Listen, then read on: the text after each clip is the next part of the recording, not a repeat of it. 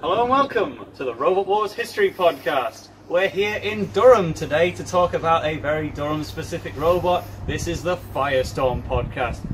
Sorry that the cathedral's covered in scaffolding today, but Firestorm 3 was for half of its Series 5 campaign, so, you know, it's fitting. I'm here with...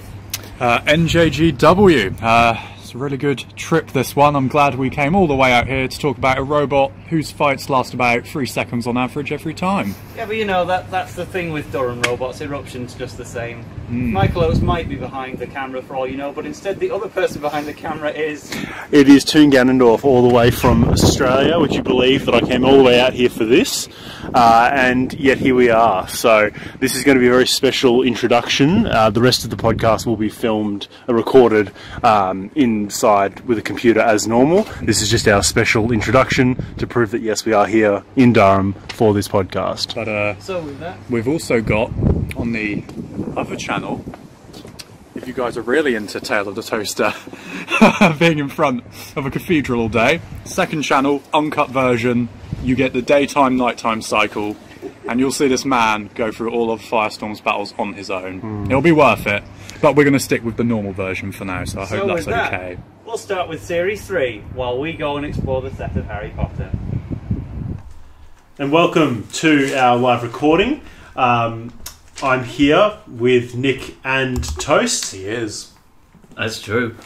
And we are going to jump straight in because, you know, brevity is the soul of timeliness or something similarly intelligent. And Firestorm's fights. Yeah, and basically for this episode we're going to try and do things a little bit more fast-paced. A lot of the previous robots, King Bee, Plunderbird, they've had lots of short series or short fights. Firestorm has never had any short fights or any short campaigns. Sorry, is what I meant. Every single series is chock full of fights. So to try and move things along, I'm sort of going to keep us pushing through. As a result, we've pretty much all unanimously agreed there's no need to discuss Groundhog. Basically, all you need to know is Firestorm came from a couple of guys who made a robot named Groundhog. It bears no resemblance, had nowhere near the success rate, and had a pretty bottle job Series 2 campaign, which then led to the creation of the Firestorm machine that we knew. I guess you could say it's not Groundhog Day. Yeah. It will be. That was surprisingly funny. So, Firestorm itself. Good thing about Firestorm is that the design section can be pretty much nutted out in about 30 seconds. All 5 robots shared the exact same design. It was a wedge. It had a red and yellow colour scheme with a front-hinged flipping arm in the vein of Cassius. And essentially it also had that wedge back design that suited flippers, the one that Eruption uses these days, that made it really viable as a flipper. Very hard to flip over from the front, things like that. Each version underwent small changes, but nothing particularly notable. Yeah, the most notable thing being that the original was 67 kilograms. Yeah. And then that's your lot. That's pretty much and it. it had a rear spike. And it had a rear spike. and conveyor belts and a front hinge flipper in that weight of 67 kilos. How do you do that? How do you do that? You make your armour out of biscuit tin. That's what you do. So... Firestorm's strengths and weaknesses in its design, obviously, as I mentioned, the wedge was a very clever wedge, the way that it worked. The weapon was very powerful for its time, as we'll get to. Weaknesses, well, it was very light. Its armour was never the best. Robots like Dominator 2 and Hypno-Disc went through it pretty easily. You can see the panels sort of cleave away at times. And just that... it was very rare that somebody did out-wedge Firestorm, but if they could, they had the match sewn up. Basically. The two-wheel drive was definitely something that was a hindrance all throughout. Do you agree? Not entirely, but no. It usually led to their downfall in the end, Yeah. at the later stages of the competition. It's very hard for Firestorm to beat anything with better than four-wheel drive, especially, as we'll see. So the Series 3 campaign, let's start with the Series 3 campaign, as opposed to anything else that you could have started with. Famous for being just a quick run-through, beats Crash and Nasher in a fairly Yeah, Nick, straightforward smack. can you pretty much do the entire Jonathan Pierce commentary? for No, that surprisingly only I can't. All I remember is Crash Nash's head snapping back as they made an impact, and then Dead Metal sawing its wheel off, which went flying, as Jonathan does say quite often. Yeah, all staples in the Robot Wars Metal Mayhem game, that one. Crash and Nasher. So yeah, Crash and Nasher goes down very quickly. Not a whole lot to say about it. Firestorm then has a tussle with Facet. And poor GBH just always gets the short end of the stick, doesn't it? Yeah. In every single series, even the one where they won a heat, they just have some element of bad luck that's out of their control. Yeah. Well, what's the bad luck in this case? Getting a future grand finalist? In a weird way. But surely Facet should be capable of beating Fire Gap Storm. It's true, especially with such a weight disparity. In fact, that the only other robot of that design very easily beat Firestorm. Facet completely proved itself in the first round against Terminal Ferocity. It certainly wasn't bad luck, but it was sad to see Facet go early on when it could have very easily won the heat directly afterwards. Yeah. Not that we needed another flipper of that ilk in the later stages of the competition, but if it made them come back for Series 4, then that's something different. Yeah. So, Facet really essentially loses that, side-stranded. It does get a flip on Firestorm, but that also allows Graham Bone to show off his self-righting mechanism. I always wonder why they didn't follow up that flip, because Firestorm takes a good 8 seconds to self-right. It's I think it's really just struggling. In those days where it was taken for granted robots still weren't going to self-right unless they were Cassius or Chaos 2. Yeah. They were probably celebrating up in the booth, yes lads, we've done it! Oh no, we haven't. Yeah, that's it. And so one of the first of many Firestorm side strand victories. Facet doesn't really have a whole lot to answer to that. Its flipper isn't powerful enough. It's not wedged in the right way. It's not a top hinge. It hinges about halfway up the wedge, which essentially becomes it doesn't have the kick that Chaos 2, Bigger Brother have used to be able to self-right from side stranded positions in the past. Heat final against Dietor. Not a whole lot to their say. Dietor fight an Admiral campaign to get here, but Firestorm overturned them in one flip. Yeah, it was just a couple of milliseconds longer than the Crash and Asher effort. And a couple of milliseconds before it was flipped, it actually broke down. Something Dietor's known for, durability. Yeah. No, not so much here. So that's the heat. I believe it's Heat O. Yes. Very, very straightforward. One of the more whitewash heats in Series 3, wouldn't you say? Yes, absolutely. I can't think of many others where... even Chaos 2 had that challenge of some sorts. The Big Cheese was certainly matching it stride for stride as the heat went along. And Hypno-Disc, they encountered their difficulties with Berserk. Panic Attack had Exterminator. So Firestorm, probably one of the most dominant performances. And then you get into a rather surprising fight with Pitbull, which on paper, every season from Season 2 on, from Series 4 onwards, you would have as a Firestorm walkover. But Pitbull not only dominates the fight, Pitbull Firestorm doesn't score a single point in any category for the entirety of the fight. It makes a couple of aggressive rams, but it just runs straight up Pitbull's wedge and gets grabbed for it. Yeah, and it's quite surprising to see Pitbull be so effective, but Pitbull's on the spike, being jostled, and Firestorm is just gripped between those teeth, and it's a huge credit to Pitbull for being able to be as effective as it is. Yeah, they totally, many people write off their heat win as a fluke because Behemoth was flipped by the spike, but this performance against Firestorm, I think, justifies it, and then adds to the irony because, of course, Pitbull was defeated by the Arena Spike in the end. Yeah. And Firestorm was not about to oblige to the PTO message. No. When would it ever? So they're going to take that win and carry on to face the reigning champion.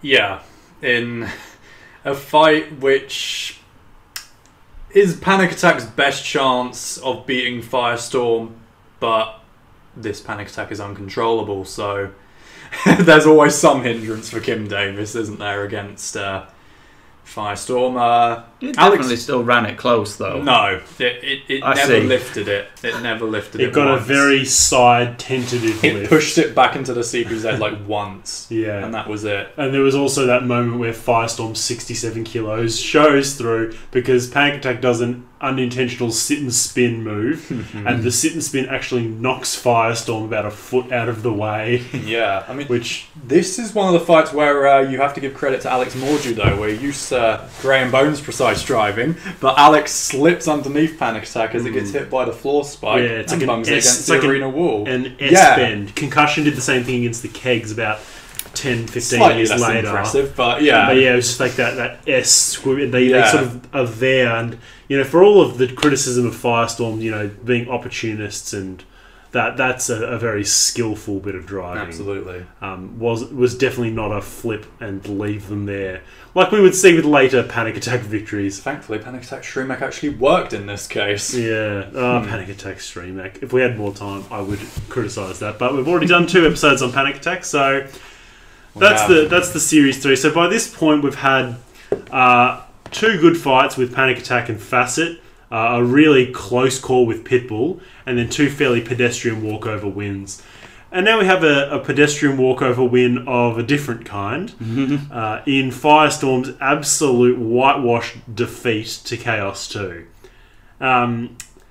Surprisingly, the fight itself, Chaos 2 flips Firestorm over, and as Nick said, Firestorm takes about 10 seconds to self-right. Yeah. Chaos 2 doesn't give it any chance of that. It does what Facet didn't. Immediately follows it up, charges into the sidewall, chucks Firestorm, and it soars in like this beautiful It really arc. is. It's just a loop over. It's the most aesthetically pleasing of the early Ooters, although the follow-ups in Series 4 are pretty darn nice as well. But thank God thank God that Ooter did happen, because Firestorm lost drive really early on into this fight. Yeah. Just shuffling around on the spot. It's not really doing much. It lost forward and backwards drive immediately. Yeah. And then, obviously... Well, nothing makes George fights more advantage. exciting than finding out that there was technical difficulties, but, that's just me. But, we could have lived without that, but Firestorm is if we get that ending over the limp breakdown against Hypno-Disc for Firestorm later on, then that's something. Yeah, and so that's the end of Series 3. So Firestorm's hopes for the title just topple straight over the wall, and that's pretty much it. Now, there was never any playoff for Series 3. Stegosaurus was too damaged from the fight with Hypno-Disc, which is really the last time Hypno-Disc was potent in that series. And we do know there was meant to be a playoff, and we know Firestorm was willing to give it a go. Steg wasn't. They could have accepted 3rd and 4th place each, but Graham Bone was a sport about it, and he said, we'll both share 3rd. Although Firestorm ultimately got the highest seeding in Series 4, despite it being number 7. Yeah. I think the funny thing about, before we move on to Series 4, funny thing about that seeding thing, I think we all pretty much assumed that Firestorm would have won that playoff, right? No. No? You don't think so? His wedge isn't good enough. Interesting. Yeah. Steg would... It would be a Gravedigger-like fight. When Gravedigger did get a fair kill on Steg, which was but taken apart by the house robot. Firestorm's arm is a twig. And I couldn't see it getting underneath Steg quickly enough unless there's a Panic Attack-esque flick up from the arena spike. It's certainly surprising. I didn't expect that, but I think we certainly would have been in for a decent enough fight. I'm a twig, and I've been alive for 21 years. Did Firestorm actually get underneath the front of anything in Series 3, and get into its body? It went behind Facet. Well, Dietor broke down already, though. Yeah. So... Well, there's your comment question, guys. Yeah. Tell us in the comments section. Yeah, agree with the uploader. Yeah. Moving on. Anyway, so interesting thing, the joint 3rd thing. I think a lot of people assumed because of the seeding and because of the fact that, for me, when I was a kid, I always just assumed that the better the robot you lost to, the better you were considered, and that's why Wheelie Big Cheese was a top 16 seed, and that's why Atomic was seeded in Series 5, despite the fact that nearly every other Heat finalist that was unseeded was a better robot in Series 4. Yeah, pretty I think that just sort of led to that. One of our friends calls that the Mandela effect. Basically, you hear something enough times, you just believe that it's true, and you believe that Firestorm came third and Steg came fourth. Steg feels like a fourth place finisher, but what can you do? So Firestorm ends up seeded fifth. Steg down in seventh. And we have what is probably the worst heat of Series 4. Yeah, I'm not going to deny that. By a long shot. Yeah. I reckon probably second worst. Do you reckon Spawn of Scutters heat or Mousetrap's heat? Yeah, Ooh. probably Spawn of Scutters, because the heat final is a one-hit KO. Really Big Cheese's heat has the similarly sad heat final. See, that's at a good the heat. way At least general, there's things there. Two It's good also got melees. suicidal tendencies versus Wheelosaurus. Exactly. mixed So in even there. though that's negative for most people, it isn't for me. Yeah. But yeah, no, by far the worst. There's no star power. The only other veteran seed is Deator, who's barely working, because the rescheduled seeds means that Pussycat, who was meant to be in this heat, is now in a different heat. And we've got Deator, who's barely working, setting up a grudge match no one particularly cares about. You know, the Thor Mr. Speed squared. Yeah, that's the veteran. That's the showdown we all came to see. But of course, its first showdown is against the Morgue from Wales and Scar, who put on, a riveting performance with its spinning blade. It was completely functional throughout. Must have a good motor behind it, but ultimately, that does keep it going for the duration of the fight, despite Firestorm briefly stranding it against the wall because the Morgue had already become immobile as a result of Firestorm's dominance. Firestorm's immobilization on the Morgue shows that it at least had moved up. It was able to do to the Morgue what it couldn't do to Pitbull at all. And it is a well-timed charge so that the Morgue's rollover... Yeah, it wasn't a roll as such, it was just a crash into the wall. Yeah, overturn and then break the momentum. body into the wall. Yeah, exactly. So it was a credit to them, probably the best of their 3 fights in this heat, which doesn't say anything at all. But yeah, that's the end of that fight. Then we move on to my personal least favourite fight in history. Yeah. Of them all. Of them all, I could definitely make the case for it. Jellyfish Sabretooth is pretty unwatchable, but it is still pretty... It's really bad. So unwatchable that you don't even know who deserved to win that fight. Yeah. I know who deserved to win that fight, don't worry. The producers. Good, unanimously Jellyfish. Yeah, so the producers won and the audience lost. That's all we need to know. Anyway, so worst fight of all time versus... Bolt from the Blue. Salt from the Blue. Yeah, Yep. Salt from the Blue, that's it. And I love that we saw on Reddit that Bolt from the Blue's captain's wife made him a cake that says still salty. Yeah, you can tell that's genuine as well, because this guy looks so angry at the end of this fight. Yeah, in the pits. Like, in the interview, not so much, but in the pits, he's just like, he's got this grin that you can just tell. Red mist. The grin is just hiding this tantrum. Blames it on the seeding, and this isn't even the biggest Firestorm controversy in the heat. So in the heat, let alone in the series, let alone in the history. It says a lot when even controversy can't make your heat better.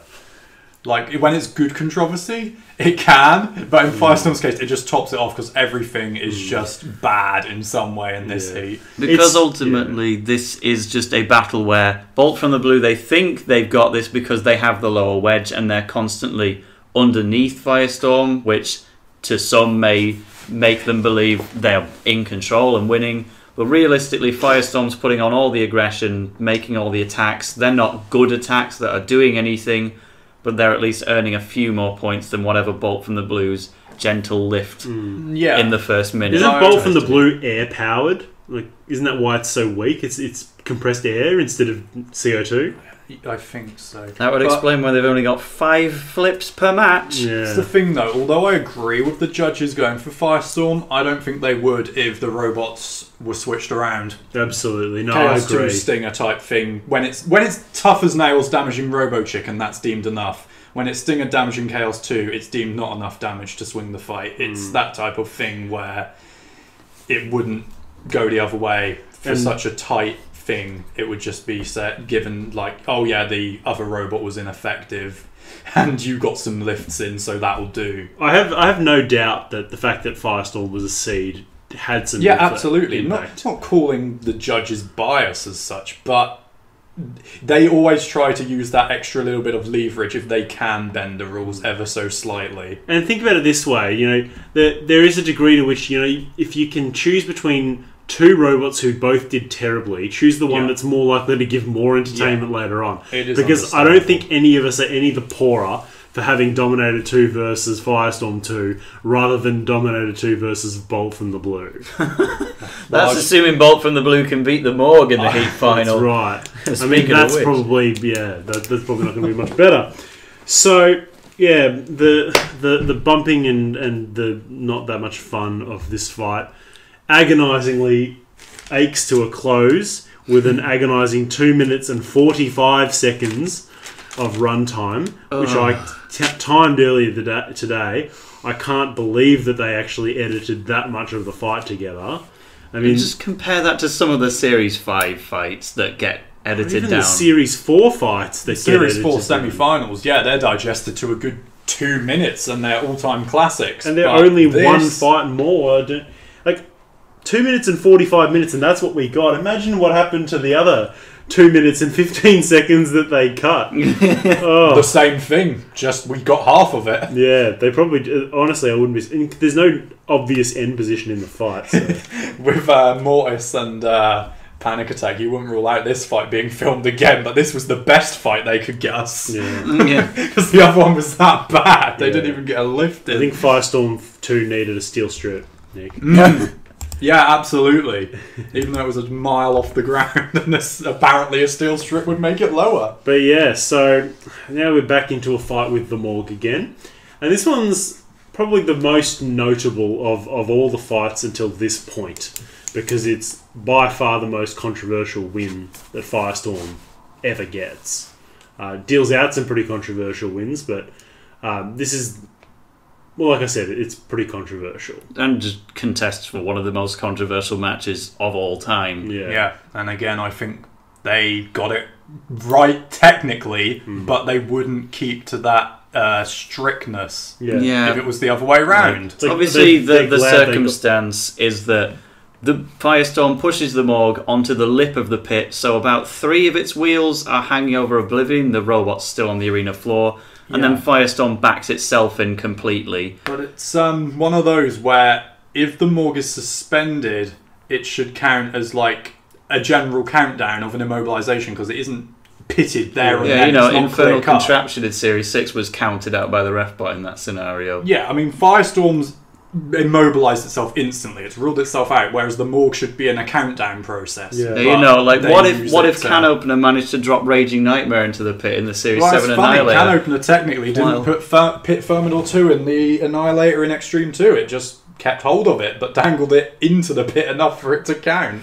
Yeah, it's just, raise the tornado. Hey, the way I see it, there's some technical correctness in the fact Firestorm was given the win. It's justified, but it spoiled the episode as an entertaining TV program. Well, it's the fact that these things always get brought up in the moment, so it feels like they're making it up as they go along, even though you can see the logic in some cases. If it was explained to us beforehand, say in an opening series preview, what constitutes as being in the pit and stuff like that, then it's different. But when it's just the judges have gone for Firestorm in this controversy thing, it's what makes Robot Wars get that reputation as a game show and BattleBots be a competition, because we have all these grey areas that get brought up as they go along to make the competition. And ultimately, if you're in the audience and you watch that fight for the first time, of course you think it's a Morgue win. Absolutely. And while you can be brought around to the idea of a Firestorm win, I wasn't exactly keen on the idea. I've got 2 things to sort of add. The first is if Firestorm had come through and come third again, I would definitely be rooting for the Morgue to have won this. And the second is I do. It's very similar to what happens with Really Big Cheese twice in a couple of episodes later. And I wrote a blog about this a couple of years ago. As soon as Really Big Cheese fell in the pit in round 1, they threw Prize Fighter and then they chucked Wheelosaurus in on top, hoping everyone would be so distracted by how funny it was that no one would ask any questions about, hang on a minute, Really Big Cheese went in there first. It would just add to the madness, as opposed to just being like, oh god, that's one in the pit, they're obviously gone, type thing. So, Firestorm and Really Big Cheese, the yellow Series 4 flipper upgrade robots, to keep them all in.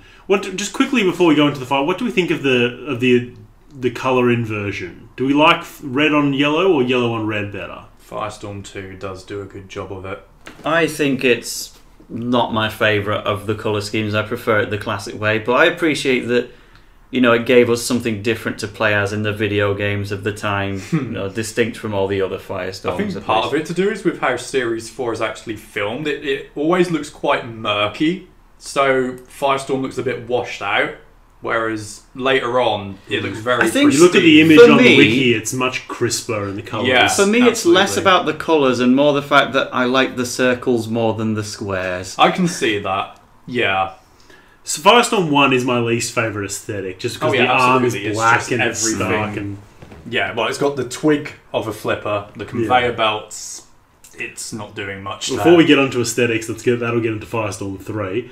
The fight with... So we've done the Morgue. The fight with Dominator 2 is a great fight. It's very enjoyable. By far, it's a fight undeserving of Firestorm 2 at this point. You could either make the case that Firestorm 2's heat was below its potential, or Firestorm 2's final was above its potential. And when you get to the tag team, you could argue that probably the above the potential was probably the more accurate one.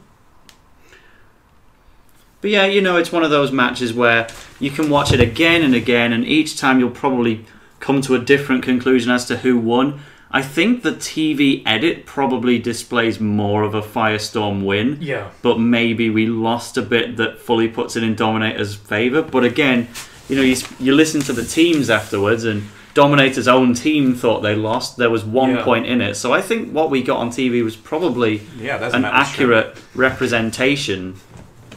Yeah. And, we did it. We have to admit, we only saw 1 minute and 58 seconds. Compare that to Bolt from the Blues fight with Firestorm. It's a joke. Like, what? How can there ever be dead air in Firestorm Dominator 2 that you want to cut out? It's always going to be fast-paced, someone on their side, an axe coming in, some kind of jostling for position, but no, we get something that doesn't really give us enough. And we get full unedited versions of the Iron Ore fights in Series 2, Series 4, but we can never see something like this. But that's the way life goes. Dominator ultimately gets the judge's decision by 1 point, and it adds to the newcomer factor. I think it's a good thing. Of all the robots that Dominator 2 beat in the first round of the semis, because it did it 3 times, Firestorm feels like the most unlikely, even though Bigger Brother was the reigning runner-up. They were, yeah. Firestorm was the reigning 3rd place. It's only one extra fight, but Firestorm feels like the one that it was least likely to have won. But it did, and I certainly agree with it. You're right, but every time you watch it, you come to a different conclusion. Last time I watched it, I thought, no, that was wrong. Firestorm won that. Firestorm gets that angle grinder press towards the end, but Dominator 2 has the more decisive attacks for me. Yeah, I think it's always going to get the win because damage carries far too much weight in the classic series. Absolutely.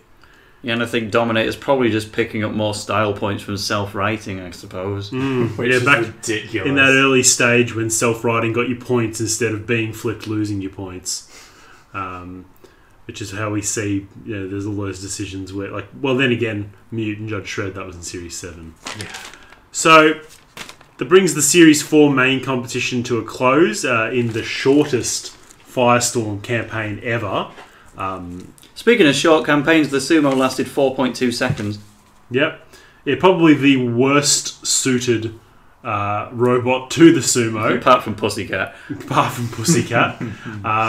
It really just goes straight into the plow, rides straight up and straight off. And Pinball, not much better, joint 6th, 135 points, level with Hypno-Disc. Hypno-Disc was good in that, whereas Firestorm I would not have said was good in that. Yeah, it just Firestorm managed was very to get lucky the to get the 75 75-point target. So we can talk briefly about let's talk about the tag team, in which Inspired Genius thought that let's put Firestorm 2, two-time semi-finalist, former third place, powerful front hinge flipper. Let's put them with Scorpion. That's a good idea. Even Exterminator and Invertebrate had more reason to be together, and their justification was literally, we met on the motorway. Yeah, but at least that was a reason. And at least they were both Series 3 Heat finalists. They had previous success that was pretty compatible prior to Series 4. That is. Yeah. Where one went up and one went very, very much down. Yeah. So I mean, I kind of like that they nerfed Firestorm by giving it such a weak partner, because otherwise you could argue, benefit of hindsight, but you could argue Firestorm would have just romped the whole thing the way Bulldog Breed did a couple of years later, which is not really fun for your debut tag team terror tournament. It kind of goes against the spirit of the whole thing. So I kind of like that, but at the same time, Firestorm 2 in this tag team, it's just atrocious.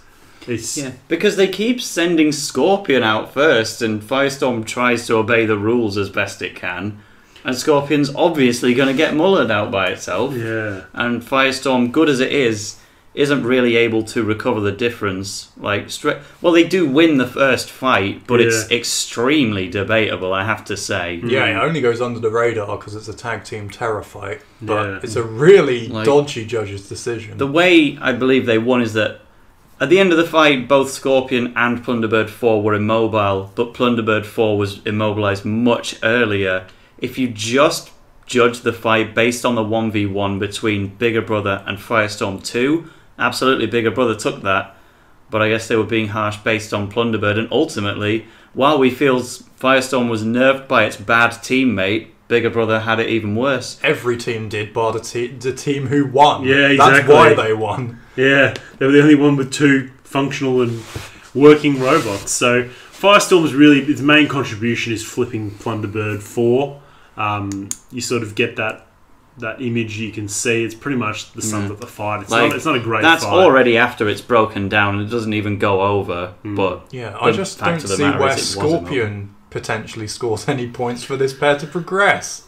Yeah, I suppose surviving the entire 5 minutes, or more of the 5 minutes, had some effect. But yeah, it's quietly the less good of the Firestorm v Bigger Brother fights. I think so. Yeah, maybe. Well, there's three. But both of them are leagues ahead of this one. But we at least kind of get a little better in the final, in the sense that we have a firmly deserved victor in 101 and King B, despite the fact it happens through, not only does Scorpion go straight out and get itself beaten again, but Firestorm has this most uncharacteristic breakdown, which it never has in any other fight. It just suddenly dies. Yeah, it's so uncharacteristic. Rainbone tries to claim they had damage that carried through from the last fight. That they I don't know what it was, because I can't see a whole lot of damage being inflicted from this fight. There's no spinners, there's no axes. It's just the world's weakest flipper. Yeah. And a slicer dicer that never goes down. But there is a metal strip on the front of Firestorm in this fight. And in front of Plunderbird 4. It's even.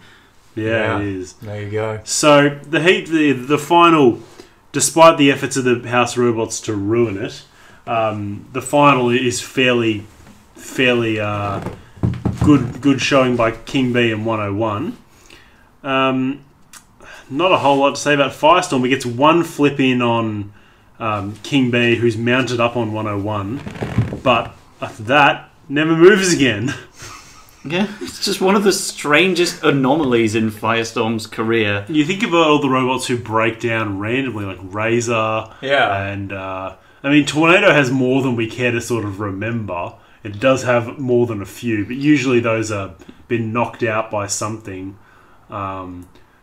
Like a link failing. More just a matter of regular attendance is eventually going to lead to breakdowns, and this is the only time it happened for Firestorm, despite having Superb attendance. And fair play to Scorpion in this fight. It keeps going and going. Yeah. Yeah, they nerfed Firestorm 2 so much that they made the robot's reliability switch over. Yeah, exactly. And maybe Scorpion was saying, well, maybe you guys should have given me a partner that worked. Wonder what they just nicked Firestorm's drive motors in the pits. Is the Morgue available? So unsurprisingly, Firestorm does not return for the Tag Team Terror in Extreme, but we get to see the brand new robot Firestorm 3 make its debut. Now let's just talk about aesthetics again, shall we? The most disgusting thing about Firestorm 3 is that its flipper does not sit flash to the wedge. And it's not only is it a strange design aspect because the robot is almost essentially the exact same design, just with a weight increase. It just looks bad. It really does. It's a chunky body. The flipper sticks out. It's like Firestorm going through puberty. It is, and the robot itself is just a less explosive, less precision milled, less entertaining version of later Firestorm. And those aerials are just so prominent that they had to include it on the pullback and mini-bot, and which you never get two aerials got on in the way. pullback. It's ridiculous. Every time you go on eBay, can I get a Firestorm with two aerials? You know, No, I you remember can't. myself as a kid, I was in the garden shed, I'm like, these aerials stop Firestorm from self-righting, I'm going to rip them off. And I did. I probably did the same. Yeah. Firestorm's not even finished. It's not even been finished painting in some of the early fights. You look at the flipper.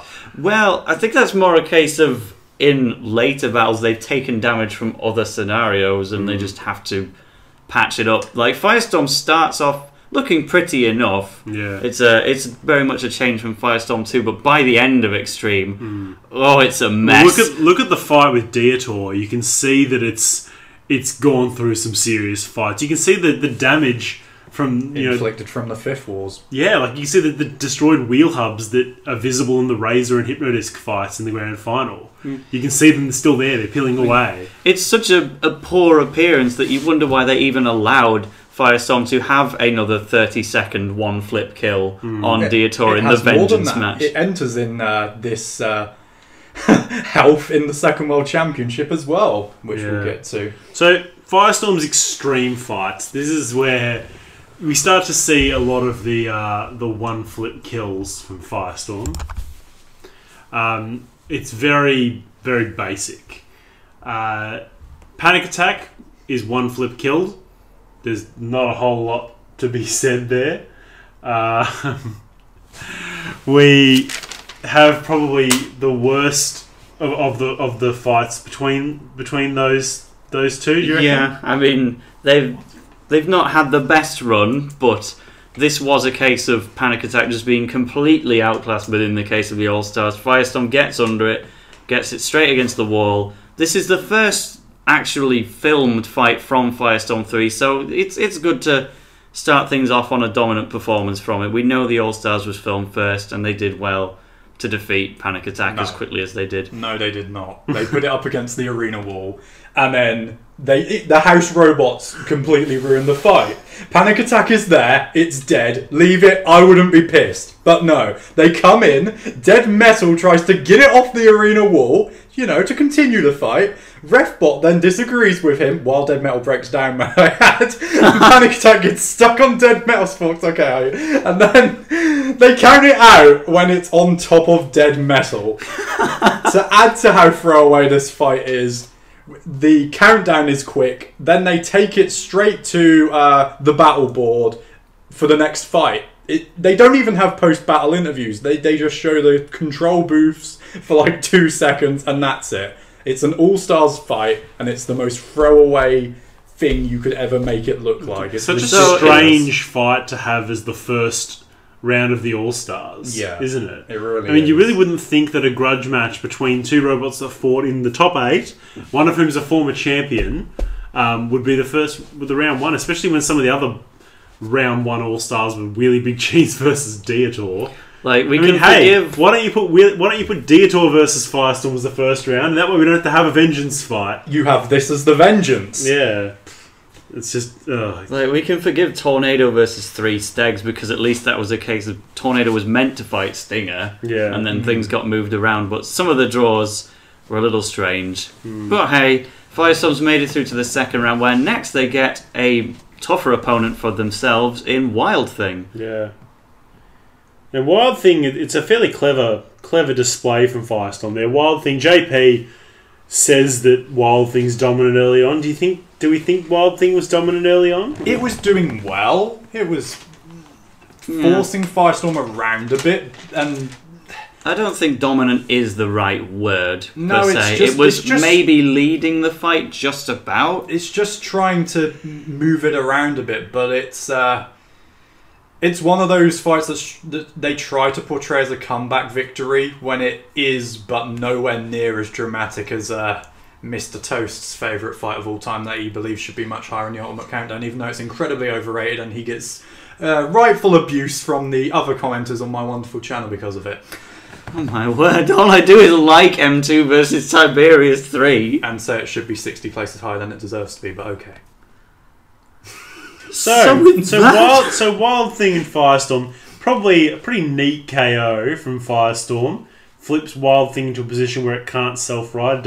Wild Thing does the Rapid Series 10 before Rapid was a thing. Basically perched on its face. And that's pretty much the end of Wild Thing there. Wild Thing's only All-Stars campaign, which feels odd. Yeah. Both of those fights feel strange, but they are very strange fights. Extreme has a lot of these strange fights where they feel like they're just going through the motions, even though they're good fights.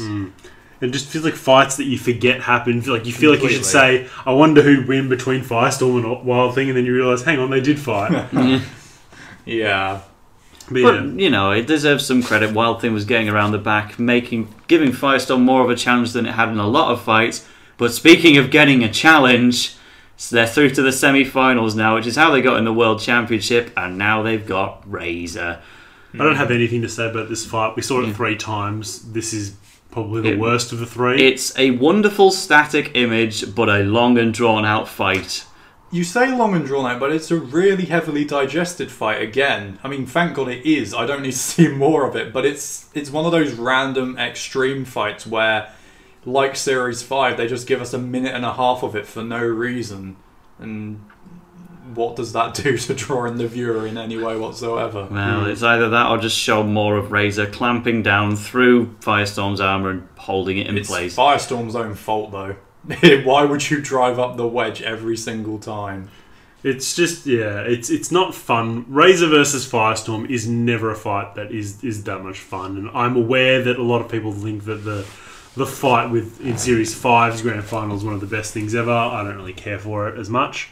But, yeah, it's usually just a static image. We'll sum it up. And if you find a static image of Razor versus Firestorm, where Razor is piercing through the side of Firestorm, you'd be forgiven for forgetting exactly which of the 3 times it was from. It's pretty much goes the same way each time. Yeah, only way you'd be able to tell was through Firestorm 3's horrible flipper setup, and then you'd only have it down to 2 of the fights. Yeah. So we've sort of skipped over the vengeance with Deator. I don't think we need to say anything else about it. It was a one-flip kill. Deator being the limited robot it is It was extreme antics, and would have been done better if it had been the first round of the All-Stars and then done something else. So, second World Championship sort of closes off Firestorm because we said we didn't get to see Scorpion and Firestorm team up again in Extreme 1, because that would probably have made for a slightly better tag team partnership than some of the other ones we got. I don't know, it had enough one-flip KOs within the existing tag team. At least they would have been immobilizations and not breakdowns. Though. Yeah. But Firestorm 3's fight in the second World Championship is very interesting. It fights Drillzilla and Neat Machine, and then something else is involved. But Firestorm... Something else is in the arena. Yeah. Firestorm actually gets the KO, first by flipping Neat Machine, and that's the end of it. Then some robot based on a pool cleaner is also flipped over by Firestorm. So again, it's eliminated half the cast by this point, and even tries to contest with the American Drillzilla, but we find that towards the end of the fight, Firestorm's batteries are draining a little bit. It can't turn on the spot properly, and Drillzilla starts to take a lead, getting some good rams. And in the judge's decision, they decided to value the head-to-head between the two over the fact Firestorm had already secured 2 knockouts. Which they didn't in the Tag Team Terror for Series 4. Firestorm, it's after the Grand Final, the second World Championship. It does well to do as well as it does, but overall, I wouldn't want it to progress past this point. Even though I think it deserved. I wonder if that's why. It's unlucky to lose here, and we know that Graham Bone and Alex Morgue in the post-match interview were very upset about the fact they lost. They thought they had deserved it. But Drillzilla, in return, had already had a quite dodgy loss in the US Championship to Panzer Mark II. So this is kind of their redemption, and then they get a kind of dodgy win instead. Both of those fights you just mentioned with Drillzilla are dodgy because, again, the fights are so shortly edited. So how can we tell either way? Yeah, you're right, and this is sort of the... you can be unhappy that Firestorm lost here. Probably deserved that as overall. In a 1v1, Drillzilla absolutely mopped the floor with them.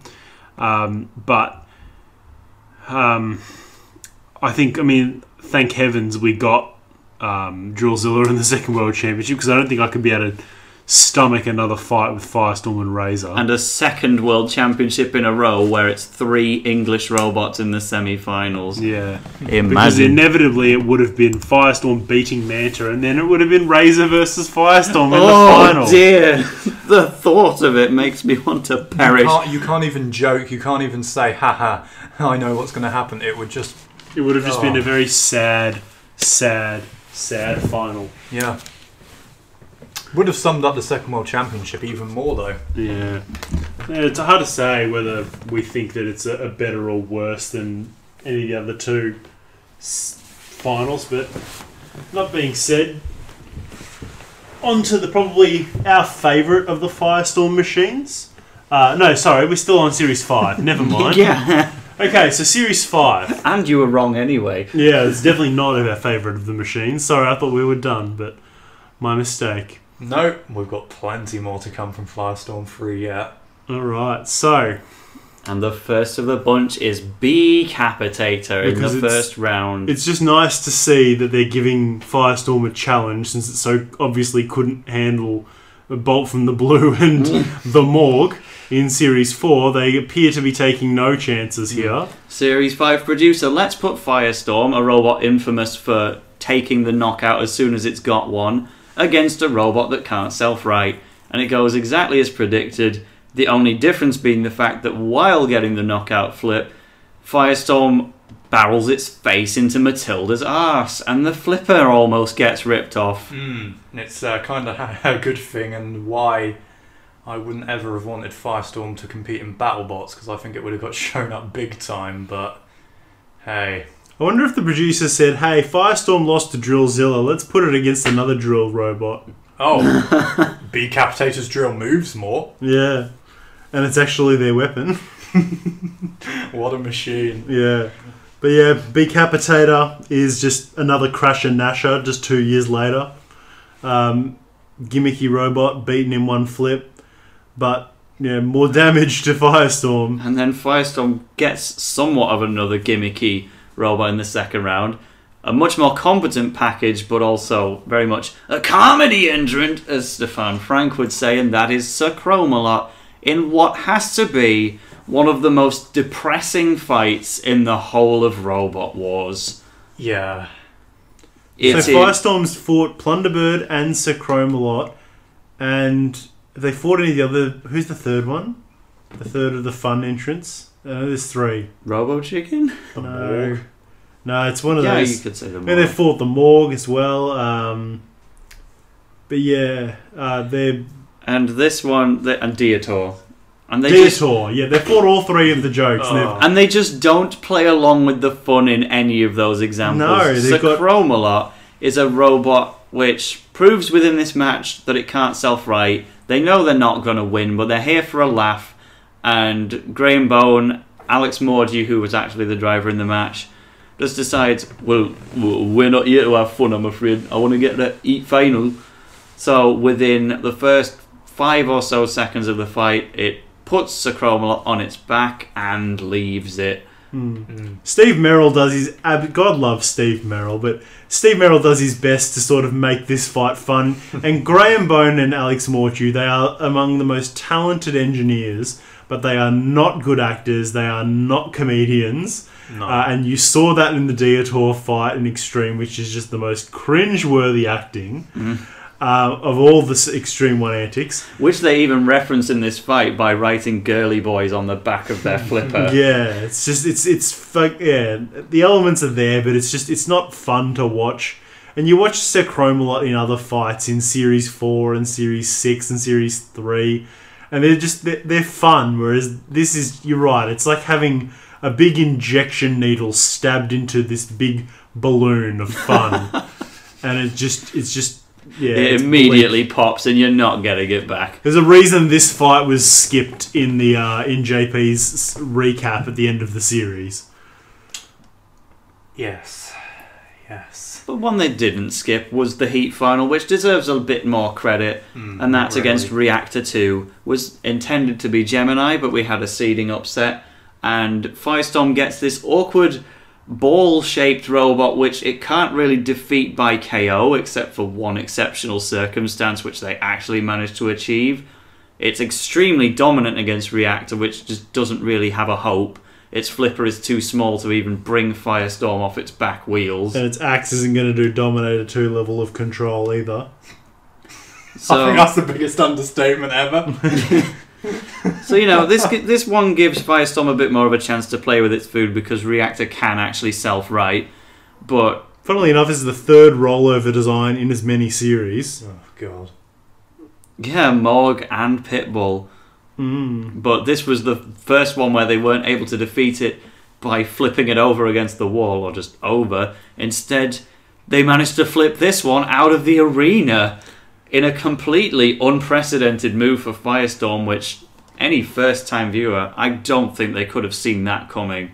We didn't expect that level of power from Firestorm, especially as we'd never seen a front-hinged flipper. I mean, I guess it's not even power, it's the design, as we say. It uses its back wheels to climb upwards and push things over the wall. It's very impressive, the way it just looks so nice. That's the thing. You can imagine Graham Bone, how precise he is with everything. He probably measured how much Firestorm would have to get off the ground to be balancing on the arena wall, because it literally balances there perfectly when it gets to the height of its flip. It's brilliant.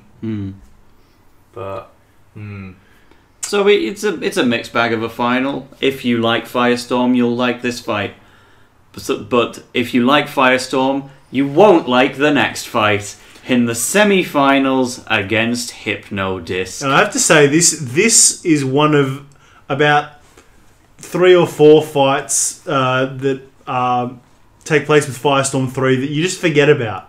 People forget, the way people talk about Firestorm and Hypno-Disc, you'd think that Firestorm won twice, but it actually lost once and drew once. And of all, it's just a very, very sad... Well, not sad for me, because I love Hypno-Disc, and I like seeing Hypno-Disc beat All-Stars instead of trashing, junk.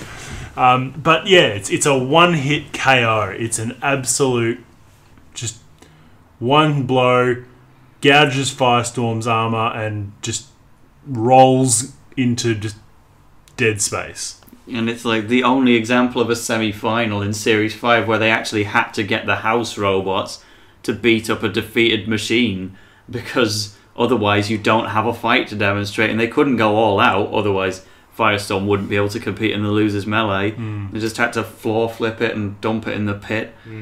And Hypno-Disc gets to move on while Firestorm is relegated to another match. All that fight tells us is why removable links can be such a pain. Such a pain. Like, how can your main life switch get knocked out from a bump? Hypno-Disc wasn't even up to speed. No. It really wasn't. It didn't penetrate the armour. It just knocked it slightly. And we even see to this day Sabretooth coming in with a standard drive on Behemoth. That knocks its link out. We get robbed of so many good fights because of removable links. Can opener gets flipped and an invertible robot can't even land on its wheels without losing its link. It's not fun, but hey, what can you do? So the losers melee, which is, another fight between Firestorm and Panic Attack, and also Willy Big Cheese is in there for good measure for the 3 robots that have lost. Firestorm's probably the worst loss of the 3. Would you reckon that'd be a fairly easy start? Willy Big Cheese had the more heartbreaking loss, and Panic Attack didn't have a real answer to Pussycat. Yeah, Panic Attack probably had the most unfortunate draw. Well, then again, Hypno-Disc is reigning 4th place, Pussycat's 2nd. I think anything would have been an unfortunate draw for Panic Attack at this stage. Well, that's true. Such a good campaign it had, it's still well out of its depth, as we see in this fight. Very lucky to be in this semi-final at all. Funnily enough, just through its own extremely fortunate draw, where only Tiberius was up to scratch within its own heat. Yeah. But Firestorm here, it focuses on Willy Big Cheese rather than going for Panic Attack, because I guess they know that they've done Panic Attack before, they can do it again. Willy Big Cheese is the more immediate threat, especially when Panic Attack turns out to have radio issues. And eventually, they manage to wedge it under the angle grinder, flip it against the wall a few times, and Willy Big Cheese does lose mobility, which lets Firestorm go after Panic Attack for a bit. It really is the 2 ends of the spectrum for Willy Big Cheese, isn't it? It just provides all of these amazing flips, and then breaks down against Dominator 2 from nothing, breaks down here from nothing, and Firestorm can stroll at its own pace because Panic Attack is just sitting in its bed by the pit release. At this stage, Firestorm versus Panic Attack is kind of like doing Year 7 algebra when you're in Year 12. I suppose that's an Australian thing that doesn't really translate. It's like, trying to tie your shoelaces when you're 15 years old. Like it's not a challenge for these guys anymore. Panic Attack hasn't changed in any significant enough way that it would be a threat.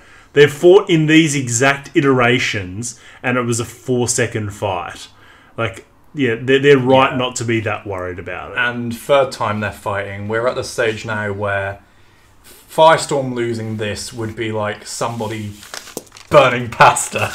It's that easy for it at this stage. Oh, I don't know who would do that. Yeah. No. But still, Panic Attack puts in its best efforts since Series 3. They get to slightly end in the ascendancy, lifting Firestorm into the CPZ, but it's not nearly enough to recover Jonathan Firestorm's Pierce dominant. would tell us otherwise because the battle's closing. But yes. Recency bias, as we say. But Firestorm cleans house and gets to move on to a 5th round battle against Pussycat, the reigning 2nd seed. The most forgettable 2nd round semi-final battle of all time, probably this. Yeah, and that includes Hypno-Disc and Dominator 2 in this same episode. Yeah, this semi-final really isn't that great. It gets banded in with semi-final A as a great episode, but half of it is really disappointing. Yeah. So, oh my. I reckon Willy Big Cheese versus Dominator 2 is by far the best of the episodes, and that's the best of the episode. And that's the one that has the limp breakdown at the height of its... It actually is, isn't it? By a lot. Wow. And to give a little bit of credit, Firestorm Pussycat is probably the 2nd best fight in the episode, because it at least goes the distance. Firestorm has never fought a robot like Pussycat before, something that can keep coming back after a flip. So Graham Bone, Alex Morgue, whoever's driving, has to think on the spot and think, how do I keep on top of something that can constantly be a threat and is gradually causing some damage, but somehow, at least based on what we see on TV, they do it for almost the entire duration of the match, just throwing it around like it's extreme destruction. Yeah, this is the first battle probably where Firestorm properly has one of its dominant performances that we see a lot from Firestorm 4 and 5, where it completely suffocates its opponent for the entire fight without letting up once. Yeah, it's surprising too. Driving it's a very poor showing from Pussycat, I have to say. Series 5 in general was. Yeah. As much as I don't want to jump on that bandwagon of Pussycat getting worse from the weight increase, it really didn't get out of first gear at any stage in the tournament. No, true. But yeah, it's a judge's decision, but one that was really only ever going to go one way. And that brings us through to the grand final. So Firestorm, along with Eruption, as the only robots to go on to any great success despite being knocked out earlier in the tournament. And from Durham. And from Durham, where we are. Now, this brings on to the fight with Razor, and this is sadly a grudge match, not anything fresh or exciting. I'll let you guys take the lead on this one. I'm not big on it was this fight. It was pretty much unavoidable. Razor either has to have another match with Firestorm, or it has to quash the underdog story with Bigger Brother straight away. Hypno-Disc was never going to happen at that stage because that was set up to be the grand final. So ultimately what we got was Razor versus Firestorm 3, but in a much, much better fight than the previous occasion. And it certainly didn't seem to start that way. Razor was winning it just as they were before, but they have a moment of weakness near the angle grinder and they just seem to stop moving, and Firestorm also is now able to press its wedge against one of the ridges on Razor to push it into that situation.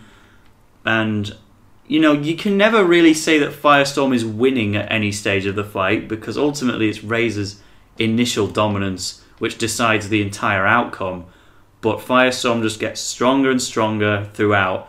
The rams are crushed, so it can't flip, but it keeps its wheels on the ground and just keeps pushing Razor back.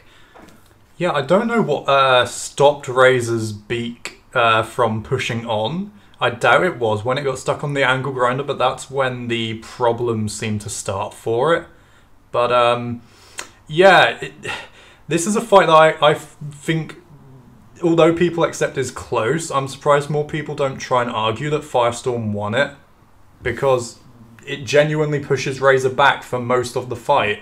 It's a fight where I think if it happened under the reboot scoring criteria, no style, values aggression over damage, then Firestorm would have been the winner of this match. But ultimately, in the old criteria, I can't say it was incorrect. Firestorm does manage to bring Razor across the pit twice, also bringing itself across the pit twice, which adds a nice bit of drama and tension. But Razor does hold on for the entire duration of the fight, and that does lead to Razor's victory over Firestorm at this hurdle.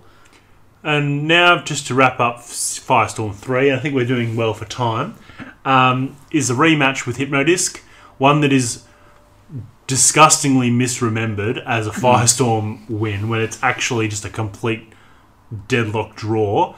Hypno-Disc's weapon does a lot more this time. It's up to speed, it tears off both wheel guards and puts a big gouge through. Firestorm does not have a flipper at this stage. Its flipper having gone through the absolute wars against Razor and Matilda, even as early as Decapitator.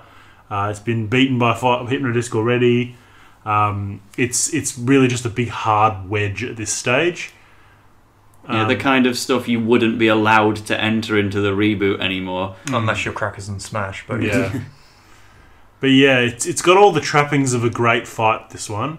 And Graham Bones' credit, he acts with what he's got, and what he's got is a big kamikaze wedge, and he just slams straight into the pit. Do we think it was intended that he was going to fall in afterwards? Probably not. You never know with Firestorm. He does drive into the pit a bit. And you know, the stance on double knockouts is weird. I kind of feel as though it's certainly something that you see on the live circuit. If there's a double pitting, they generally give it to the robot that initiated the pitting. We clearly haven't gotten to the stage of establishing a rule like that yet, and it was declared a draw. I think it's a little bit iffy that it was sent into that situation, but I agree that prior to the fact there was a pitting, absolutely Hypno-Disc was winning this fight by a big margin on damage, which was clearly visible on Firestorm, even if it's not something I got to remember. Mostly because this fight wasn't on the Hypno-Disc DVD, which was a pity despite it being on the back cover. it was on the Ultimate Countdown though. But it is sent to a draw, but Hypno-Disc is damaged as a result of that slam into the pit, and so Firestorm is awarded its second third place in Robot Wars by default. It Probably never truly gets a win on Hypno-Disc, but this is near enough. It's not its best campaign, but you can't argue that it's not its hardest fought. 2 fights with Hypno-Disc and a bout with Razor. All and within an additional losers melee that it wouldn't otherwise have to do. Plus knocking out the second seed, plus taking damage from Matilda in the first fight. It's certainly its hardest fought position. Like, if the fight with Sacromolot happened later into the tournament, then you would want to give them some kind of a reprieve after a run like that. Just a pity it was so early on.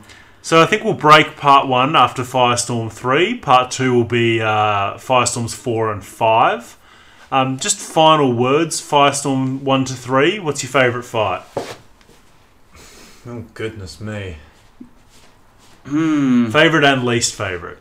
My least favourite's Bowl from the Blue. I think we can probably get least favourite out of the way. So I think Chaos 2 and Firestorm is a good contender for the best, but I'm sorry to be obvious, but I think the second encounter between Razor and Firestorm 3 is ultimately the most enjoyable fight from that half of the run. Not my favourite Firestorm fight overall, but good for the first half. Yeah, and least favourite? The Sacromolot win. Sacromolot. Panic Attack. For best or worst? Worst. That's the All-Stars one? Yeah, of course it is. I can see it on your face. We have had 3 of those, Rage. remember. And best? None. None? No. I'm going to say... Remember, this is the Robot Wars history podcast about our favourite show and the robots we adore. But unlike the show, I'm not going to try and rewrite He likes Firestorm history. 2 versus Dominator 2. I was going to say Dominator 2 is my favourite and Bolt from the Blue is my least favourite. That would be my favourite if Firestorm, funnily enough, won that fight because, no, I disagree with the judge's decision, so I can't even like that to a large degree. Well, I hope you're all interested in tuning into the next part, where we will be no doubt praising heaps upon Firestorm 4 and 5. Yeah, sorry, Graham. You lose Alex Morgue, though, for part 2, so I'm sure it will be better. So that's it for the Alex Morgue podcast. Stay tuned for the Hazel Heslop podcast, and we'll see you next time. He's spitting out his milk.